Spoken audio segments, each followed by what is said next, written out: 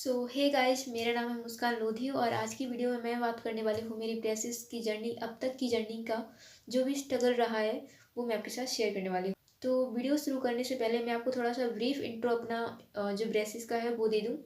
तो मैंने braces treatment क्यों लिए है, तो मैं आपको उसका रीज़न सा सिंपल सा रीज़न बता दूँ।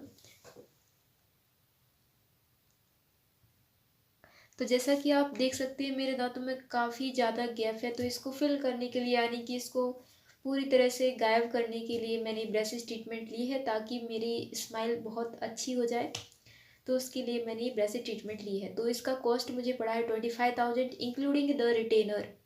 इस मतलब ये ब्रेसेस निकल जाएंगे, उसके बाद रिटेनर मुझे 2 साल तक पहनना पड़ेगा। तो उसका भी कॉस्ट इसमें ही इंक्लूड है, यानी कि 25,000 में ही। तो रिटेनर के लिए मुझे अलग से पे नहीं करना पड़ेगा। Now coming back on to the topic. तो हम बात कर रहे थे स्ट्रगल के बारे में। तो so guys, there are so many challenges I have faced in my braces journey till. तो सबसे पहला जो चैलेंज था वो यही है कि पेन, जब जब आपकी अपॉइंटमेंट रहती है डॉक्टर के पास, जब वो अपॉइंटमेंट लेके आप घर आते हो तो बहुत पेन होता है दांतों में। इनफैक्ट ये तो पेन रहता है आपके 4 से 5 दिन, किसी को होता है किसी को नहीं होता, लेकिन मुझे तो बहुत हुआ था। हाँ, स्टार्टिंग की जब सबसे पहले मेरी ये ऊपर वाले ब्रेसेस लगे थे तब इतना पेन नहीं हुआ था, मतलब कि सिर्फ 2 दिन ही रहा था मेरा पेन, उसके बाद गायब। हाँ, लेकिन जब मेरी सेकेंड अपॉइंटमेंट रही थी सेकेंड मंथ में, जबकि नीचे ये वाले ब्रेसेस लगे थे, तब वाकई मुझे बहुत ज़्यादा पेन हुआ था और वो कम से कम 5-6 दिन रहा था।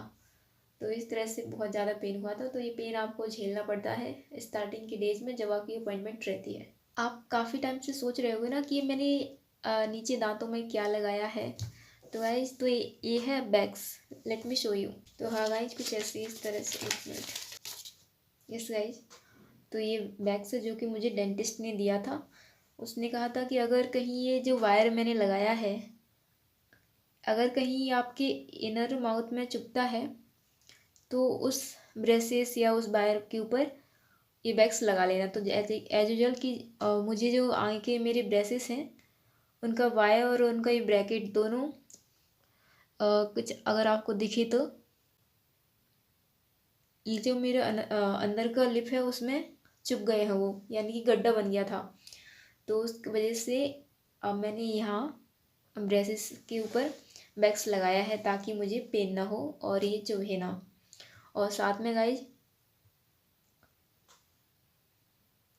ये लास्ट का जो वायर है वो थोड़ा सा निकला हुआ है, तो वहाँ पे मैंने ये बैग्स लगा लिया है क्योंकि इधर वाला जो चिक है मेरा उसमें वो पॉप कर रहा था, यानी कि अंदर चुभ रहा था, तो उसको बचाने के लिए मैंने वो बैग्स वहाँ पे लगा लिया है। तो कुछ इस तरह से ये आपको बैग्स लगाना पड़ता है। तो अब बात करते हैं हाइजीन मेंटेनेंस का। तो जैसा कि गाइस, ब्रेसेस लग जाते हैं तो आप उतना प्रॉपरली ब्रश 2 मिनट में नहीं कर सकते। आपको मैक्सिमम 5 मिनट देने, 5 से 10 मिनट देने पड़ते हैं। जैसा कि ये ब्रेसेस लगे हैं तो खाना इनमें फंस जाता है, तो उसको निकालने के लिए आपको brush regularly after every meal करना पड़ता है। लेकिन मैं ऐसा नहीं करती हूँ, मैं सिर्फ मॉर्निंग में ब्रश करती हूँ और अगर मेरा मूड हुआ तो मैं आफ्टरनून में ब्रश कर लेती हूँ जब लंच के बाद। और अदरवाइज मैं डिनर के बाद हमेशा ब्रश करती हूँ, मतलब मॉर्निंग और इवनिंग मेरा रूटीन चलता है। हाँ, लेकिन जब स्टार्टिंग का मंथ था मेरा, 1 महीना, वो बहुत अच्छे से मैंने पूरा प्रॉपरली फॉलो किया है। Means each and every meal के बाद मैं ब्रश कर रही थी। लेकिन ये टाइम जैसे ब्रशिंग की जो हैबिट है वो धीरे धीरे कम होती गई, यानी कि अभी जैसे मुझे ऑलमोस्ट 3 महीने ख़त्म होने को आए हैं, तो इस टाइम मेरी ऐसी हैबिट हो गई कि मैं सिर्फ मॉर्निंग में और इवनिंग में ब्रश करती हूँ। अगर बहुत दिली इच्छा हुई मेरी तो मैं लंच के बाद भी कभी कभी कर लेती हूँ। तो इस तरह से मेरी ये रूटीन चल रही है। ब्रेसेस लगने के बाद आपके दांत बहुत ज़्यादा सेंसिटिव हो जाते हैं, यानी कि अगर आप ठंडा पानी पीती हूँ मैं और वो पानी इस दांत पे अगर गिर जाता है तो उसी दांत से मेरे प्राण बाहर आ जाते हैं, मतलब मेरी रूह कांप जाती है, इतना ज़्यादा भयंकर पेन होता है। मतलब एकदम से वो क्या करंट जैसे लगता है ना, वैसे टाइप का। तो इतने ज़्यादा सेंसिटिव हो जाते हैं आपके दांत। तो ये ब्रेसेस का एक स्ट्रगल फेज है, पर after all it's all worth it at the end, because आपकी स्माइल बहुत अच्छी हो जाएगी एंड में। तो वो रिजल्ट के लिए मैं ये सब कुछ टेम्परेली झेल रही हूँ।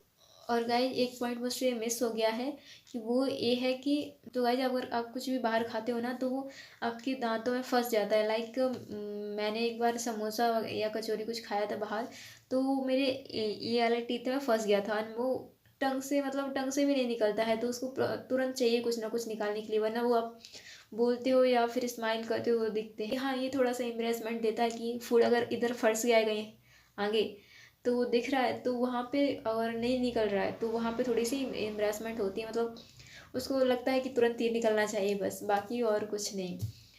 सो गाइज यही था मेरा पर्सनल एक्सपीरियंस। धीरे धीरे करके और भी मैं आपके साथ शेयर करती जाऊँगी। So thank you so much for watching this video.